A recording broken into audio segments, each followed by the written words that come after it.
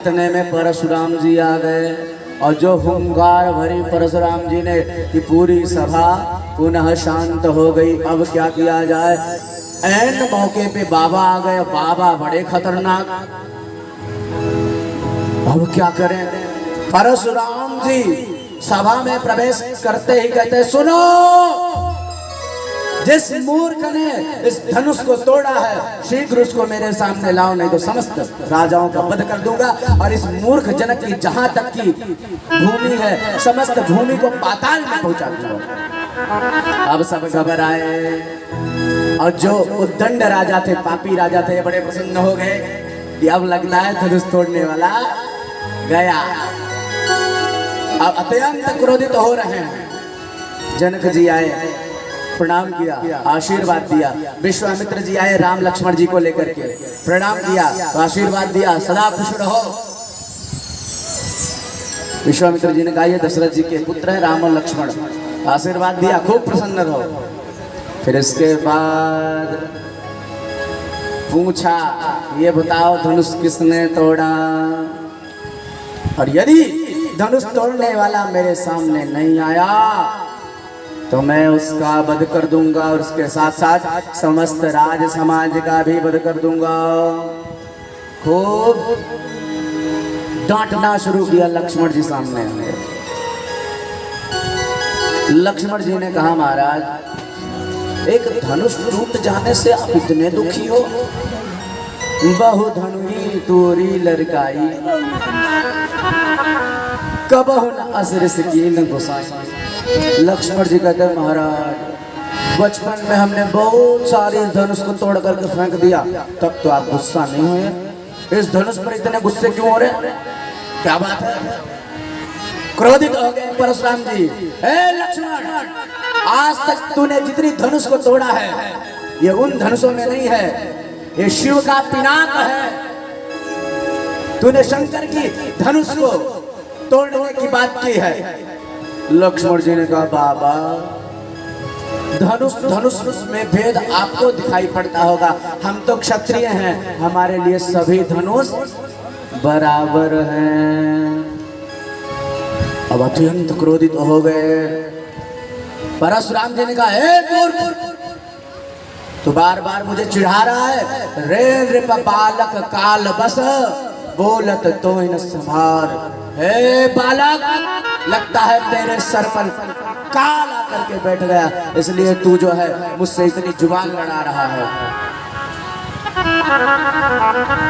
लक्ष्मण जी ने कहा, महाराज इतना ही ज्यादा आपको तकलीफ है इस धनुष तोड़ने से, तो जाओ सीमेंट मोरंग ले आओ, इस धनुष को जोड़ लो। तब तो और क्रोधित हो गए।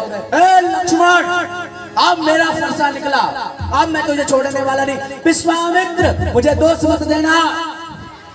अभी तक इसको बालक समझ करके छोड़ दे रहा था।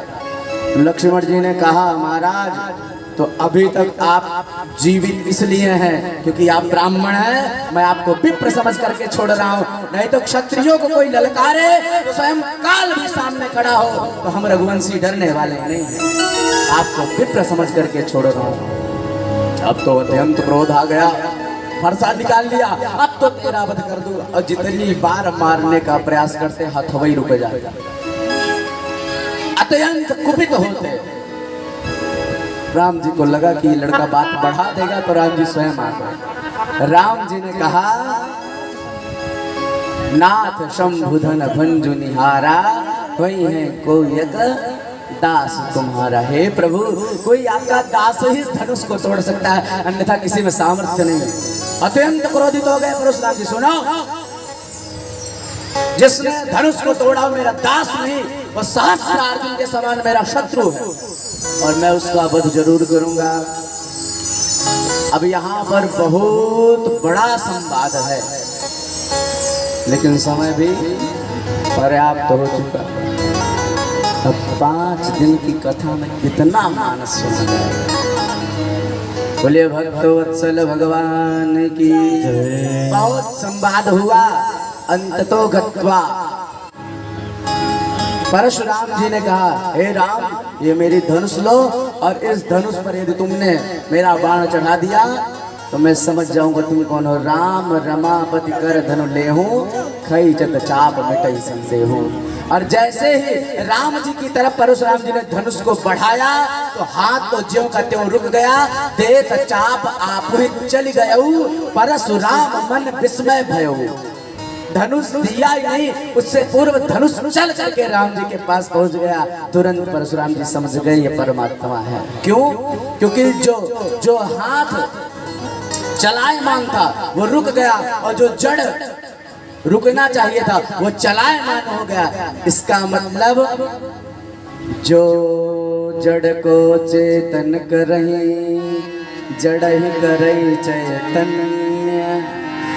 जो जड़ को चेतन करते हैं और चेतन को जड़ कर देते हैं, ये साक्षात वही भगवान है। पहचान निकल आई। चरणों में प्रणाम किया, सारा समाज पुनः प्रसन्न हो गया। राम जी ने कहा महाराज अब धनुष पर बाण चढ़ गया है, अब बताओ इस बाणों से क्या करूं, क्योंकि मेरा बाण अमोघ है। एक बार चढ़ गया तो बिना लक्ष्य के वापस नहीं आता। क्या करूं? आपका वध तो कर नहीं सकता क्योंकि आप विप्र हैं। तो आपके पास दो वस्तुएं बची। एक आपके तप का जो दिव्य लोक है, जो आपने तप करके दिव्य लोकों को अर्जन किया है, तो उसका वध कर दे, या आपके अंदर जो कहीं भी आने जाने की शक्ति उसका नाश कर दे। परशुराम जी ने कहा महाराज आप मेरे तप द्वारा जो लोक प्राप्त हैं उनको नष्ट कर दीजिए और मेरे आने जाने की शक्ति को छोड़ दीजिए, क्योंकि अभी आप जैसे मुझे वरदान देंगे मैं यहाँ से तपस्या करने चला जाऊंगा। भगवान के चरणों में प्रणाम किया और इसके बाद परशुराम जी वहां से प्रस्थान किए। बोलिए भक्त वत्सल भगवान की।